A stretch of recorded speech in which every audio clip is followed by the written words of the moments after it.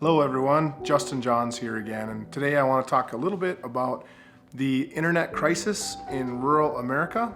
I want to talk a little bit about innovation and why, even though all of us want to improve the internet quality in our service territory, the investments that are being asked of East Central Energy may not make sense given the changes that are coming. I hope you're doing well.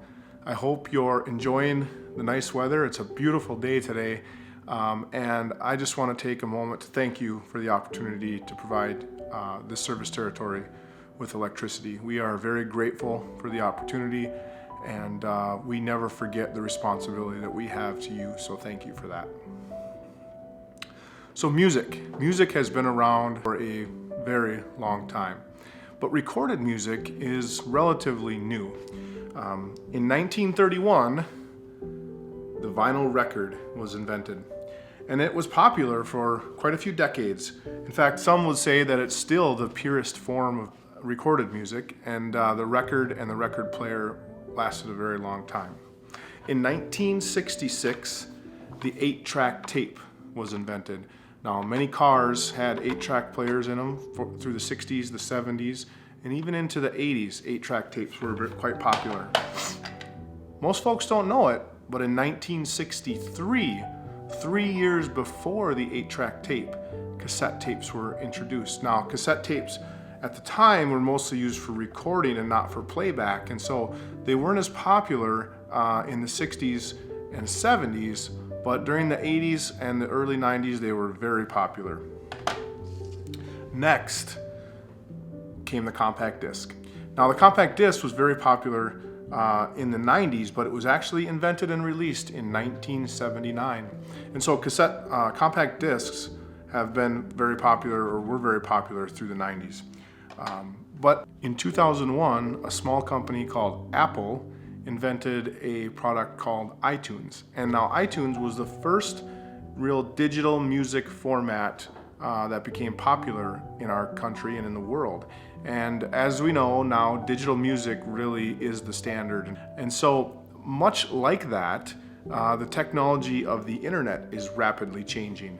We are seeing a lot of new innovative technologies that really are driving change in internet.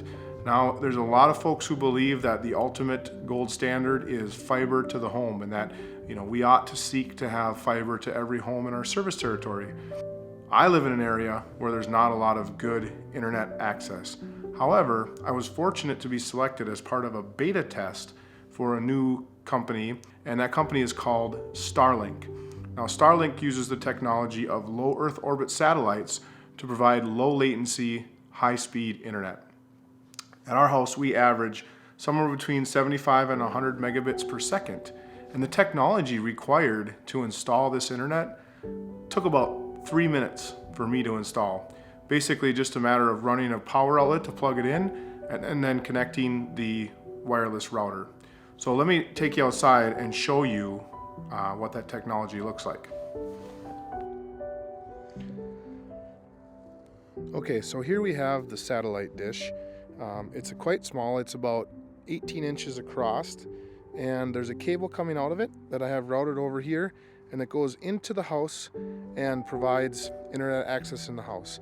Now, this satellite is self-leveling. It finds the satellites in the sky by itself, and all you have to do is point your satellite dish towards the north, and it will pick up the satellites that are orbiting the Earth. Now, this is significantly different from satellite products like HughesNet and Viasat. This technology is a much shorter distance to the satellite, and so the latency is much lower. So as you can see, the technology is rapidly evolving. Now, I have 4 kids, and I would never deny that we have an internet crisis, and East Central Energy is committed to improving the quality of life of our membership. And part of that commitment is working with groups who are exploring options and looking for ways to provide internet to rural America. And so we are engaged in those conversations. We are constantly monitoring the technology and the changes that are coming. But we also have a fiduciary responsibility to our membership. We want to honor the commitment that you have in us, the equity that you have in your cooperative, and we want to make good use of the money to make sure that we can continue to provide affordable and reliable electricity to all the 62,000 members that we serve. So once again, I'd like to thank you for the opportunity. I'd like you to know that we are committed to providing excellent service and that we are constantly watching this changing environment of internet access for rural America. Thank you and have a wonderful day.